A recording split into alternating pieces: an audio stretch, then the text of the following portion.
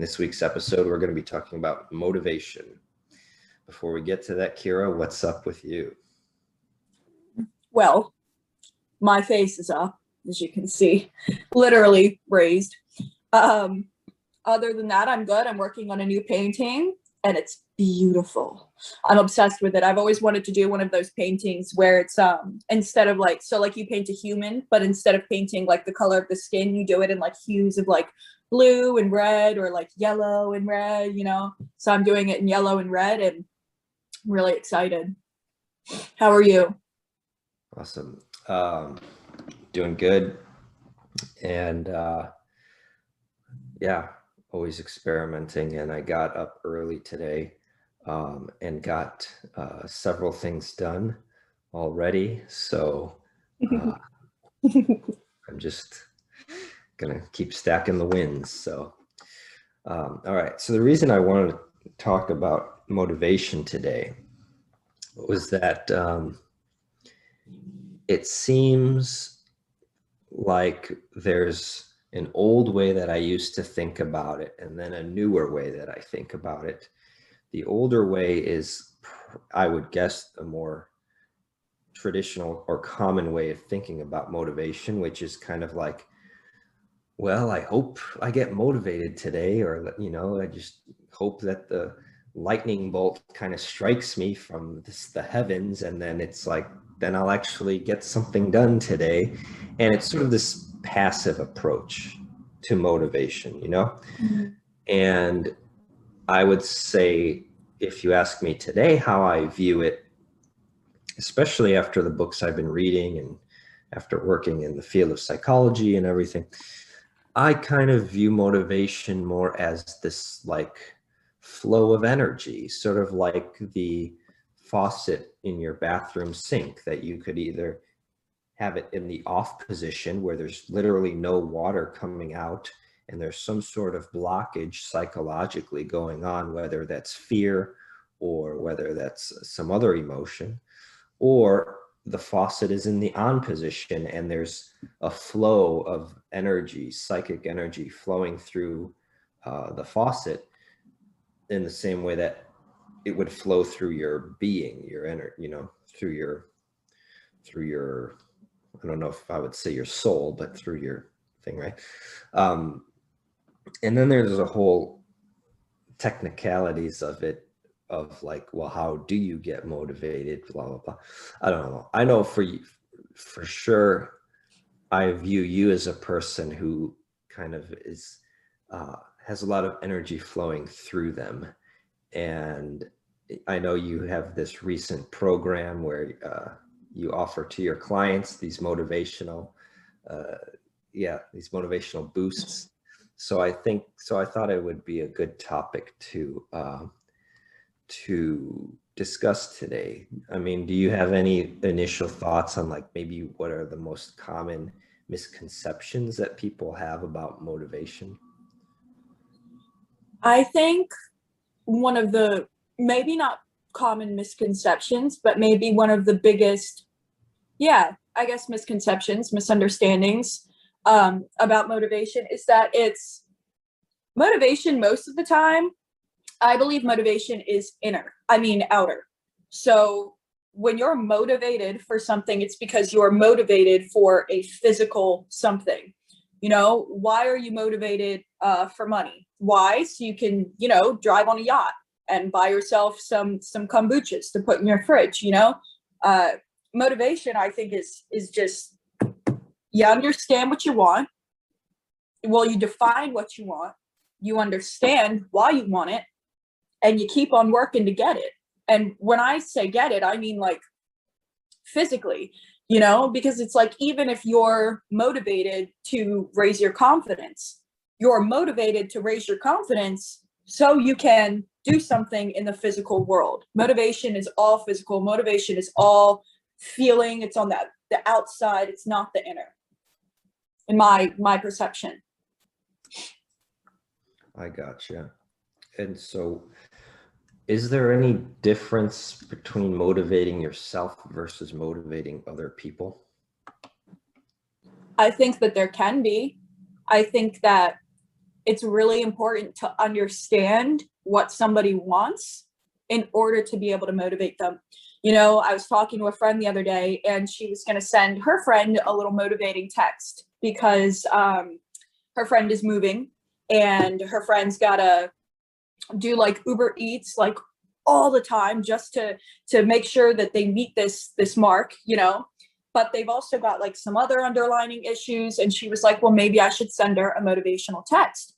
And I was like, yeah, that's an awesome idea, you know, like send them a motivational text, but make sure that you ask that person questions first, like what's going on, is there anything going on? And you know, maybe they'll say, oh, I'm just feeling a little down, you know. So you're like, oh well, you know, don't get down, this is just a hard time in your life, you're going to get through it.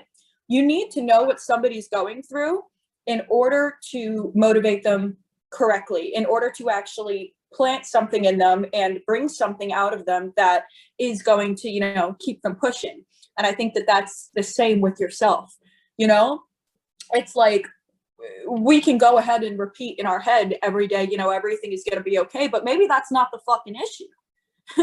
maybe that's not the fucking issue. Like maybe I am having issues, you know, with coloring in the lines when I color, you know. So then I would repeat to myself, hey Kyra, it's going to be fine. You know, like one day you're going to paint this painting, you're going to color this notebook, and you're going to get it all in the lines, and you're going to feel fucking great, and you're going to attract everything that you want to you, you know. So whenever you're motivating yourself or other people, you need to know what you are motivating them for. You need to know what that physical, tangible thing is that they are going for, you are going for, in order to motivate correctly, efficiently. Yeah, almost sounds like a matter of connecting the dots and like knowing the why.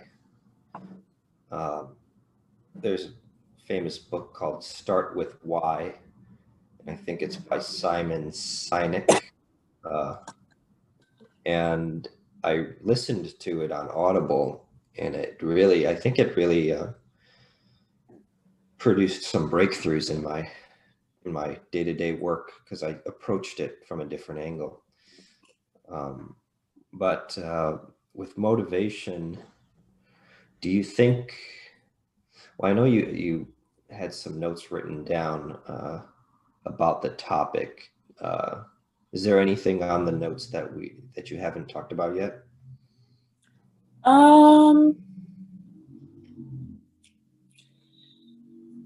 I guess not. I mean, I kind of ran through how to properly motivate yourself and others. I kind of ran through, in my opinion, what motivation is to me. What's motivation to you? Well, I kind of, what I look at is that it's so dependent on environment. So for instance, I love hockey practice. I love drills, and I love just like training, you know, this whole concept of hockey training and training these moves and these maneuvers and these complicated crossover patterns and backwards crossovers and the agility. And I mean, I love the sport. It's my favorite sport. I've been playing it, you know, for years. And there's a difference between going to like a team practice where you have a coach being like, all right, this is the drill we're going to do now. And then everybody does it and you take turns, versus you just showing up at the rink for some open ice time and you're by yourself and you're doing these drills on your own. It's a very different feel. And what that tells me is that it's not just about what's in here. Obviously it's important what's in your mind, but there's this value of like, what's the support structure in your environment that is helping you to achieve your goals. I feel like that's a big part. It's like, how supportive is your environment? And I don't just mean about like people being like giving you praise and like, oh, good job, you know, and like what people think of as positive reinforcement and all that. Yes, that's important, but I mean, even in a very mechanical way of like, what time do you go to practice? Like, is it scheduled? Like, does everybody show up? All of these things that, you know, you can look at some of these college athletes and the intense schedules that they're on, going to class full time, but then doing their waking up at 5 a.m. for practice and everything. You look at them like 5 or 10 years later, after they've graduated from their D1, you know, college or whatever, 10 years later, when they're 35 years old, like they're not waking up at 5 a.m., going to practice, hitting the gym and do all this stuff. Why? They're the same person, but their environment changed, you know? This number one, I was thinking about, like, you know, like the average cliche movies where, you know, the big football star and they meet back up with him in 10 years and he's fat and he doesn't have a job and he's like, oh yeah, I used to be the biggest guy in high school, you know? And I think it's really interesting that you brought it up, because there comes a point when you seriously, like, it's great to have a supportive team, you know, around you, or like a supportive friend, a supportive coach, you know, that's getting you motivated to get up every morning and stuff. But you also need to take into account, like, if this person were just to leave my life at any given moment, would I still be able to motivate myself? And I think that that's the biggest thing when it comes to like teamwork and like groups and like humanitarian and stuff. It's great to love people. It's great to love teamwork. It's great to love doing things together and be motivated together. But when that person, that team, that you know, circle of influence isn't there for you, you need to be there to pick yourself up and motivate yourself. And not because they want you to, like, if, you know, it's on the weekend and your coach is out and you're like, oh, my coach would want me to get up at 5 a.m. and go for a run. No, it's not going to keep you motivated for long, because nothing in the human system is strong enough for us to be like, I'm going to get up every single day for this person. It may help you for some amount of time, but in the end, you're going to need to get up for yourself. There's nothing can motivate you longer than you, like, being motivated to do it yourself, if that makes sense. Yeah, it reminds me of earlier in today's conversation, you used the word outer, and it reminds me of this in the reality transurfing book. They talk about outer intention versus inner intention. What they say is that inner intention is kind of that, that's the negative one. It's like all of this struggle and self-doubt and thinking like, ooh, I really want this, or I'm pushing, like this idea of like pushing,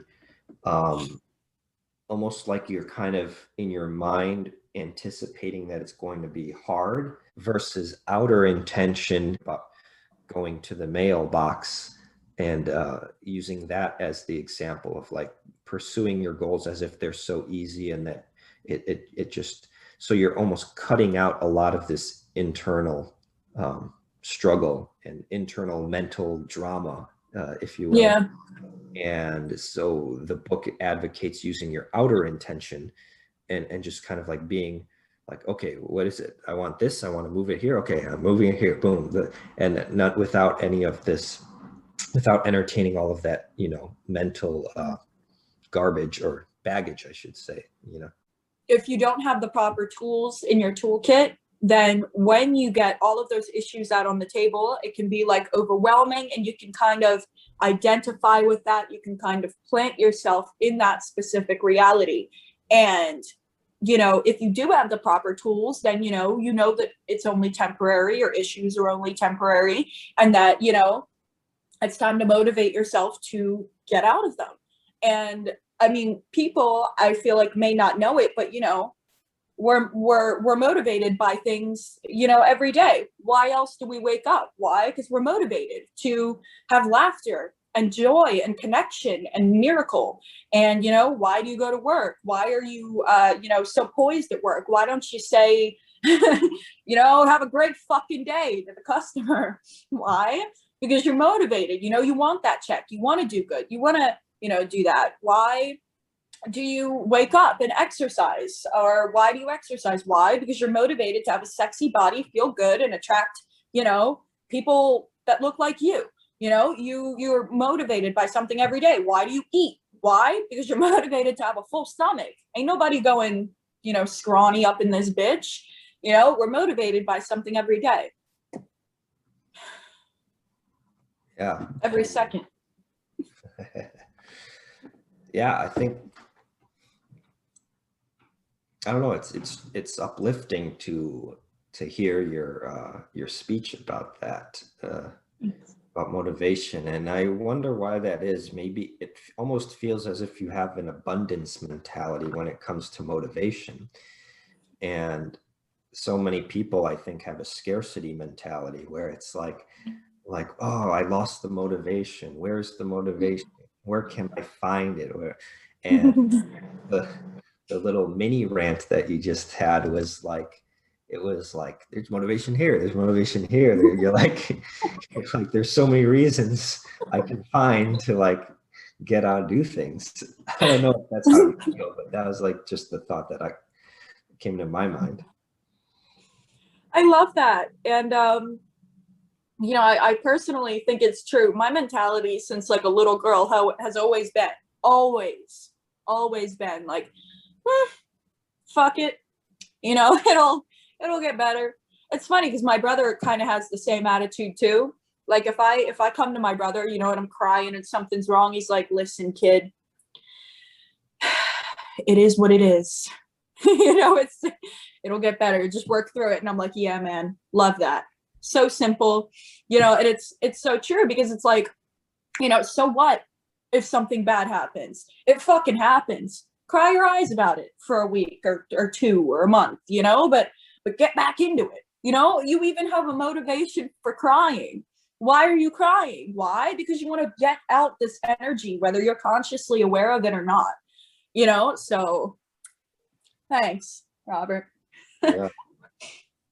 Oh, it's very uplifting. And I think, yeah, we got about 5 minutes left. So let's give our final thoughts. Okay. And I think you're demonstrating very well, like this, giving events their proper significance. Because when a little tiny setback happens, or when an event happens that, you know, doesn't really have to necessarily hold you back from living your life, and deserves to be treated lightly to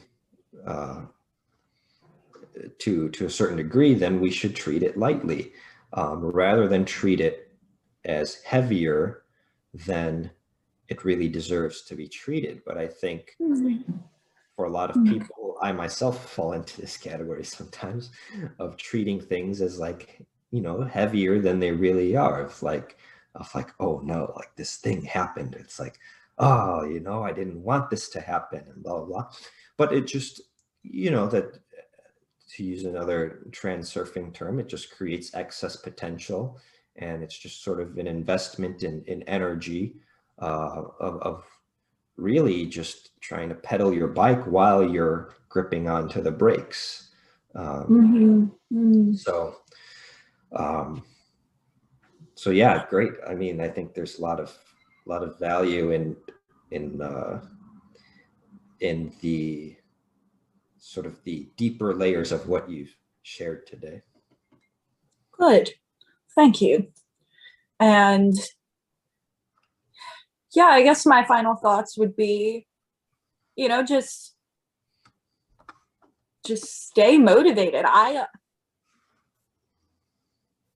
guess I can understand how one couldn't be motivated, because I can, you know, I can get inside that person's head and, you know, I can imagine myself and I can get it. But I mean, you must just have a very low set of tools in your belt, you know, if you don't legit have any motivation to like do something. So, you know, I guess like the biggest takeaway would be, you know, figure out what you want, create a clear picture of what you want, feel it, taste it, believe that shit. And I swear to you, you will have so much fucking motivation every single day to just get shit done, whatever it is, to just get it done. If your job is breathing that day, bitch, you better breathe like you breathing in air of gold. And you better just keep on going and keep on going and keep on pushing, because seriously, this is something that goes through my head all day long. And it's, what else do we have better to do than build a fucking empire on this cool ass earth? What else? Name something better you'd want to do than be luxurious in every area of your life. Abundance in wealth, abundance in happiness, abundance in confidence, abundance in acceptance, abundance in breath, in letting go. You know, who wouldn't want a life like that? Who? You know, so just get up and do it. I don't see anybody who's raising their hand, so. None of my other personalities raised their hands, so. Very well said. And yeah, there's so many reasons to be motivated. So if people want to be in touch with you and follow your stuff, what's the best way for them to do that? You can find me on Instagram at Soul Designed Future. Very good. And I can be found on Instagram at Existence First, as well as on YouTube, Existence First. All right. Thanks all for watching. If you have ideas for future episodes, put that in the comments below, and we'll see you all next week.